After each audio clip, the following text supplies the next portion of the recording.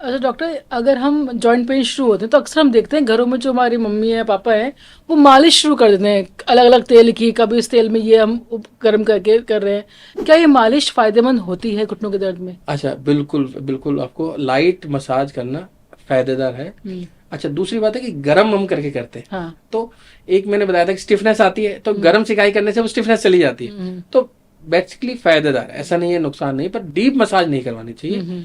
हम बोलते हैं पेशेंट को कि भी हल्की मसाज करवाओ, आप गरम ऑयल से मसाज करवा सकते हो, कोई प्रॉब्लम नहीं है, लेकिन मैन्युपुलेशन नहीं करवा, मतलब मोड़े तोड़े ना जोड़ों को अननेसेसरी। यदि आप मोड़ो तोड़ोगे तो कोई ना इंजरी के चांस है, बाकी मैन्युपुलेशन आप करवा सकते हैं। मतलब लेकिन परमानेंट इलाज दर्द चला जा सकता है या फिर वो उस पल के लिए राहत मिलती उस है पल बस? के लिए राहत मिलती है। हाँ हाँ। कारण क्या है मैंने बता दिया, यदि उसमें सूजन आ गई, बाय द वे घुटने में अगर सूजन आ, सूजन नहीं है, नॉर्मल पेन है, नॉर्मल पेन है तो एज आप मालिश फैक्टर कर है। सकते हो, हल्की गरम मसाज गरम सिकाई कर सकते हो, आपको फायदा होगा। अच्छा, एक और चीज़ है कि लोग कंफ्यूज होते हैं कब गर्म सिकाई करें कब ठंडी सिकाई करें।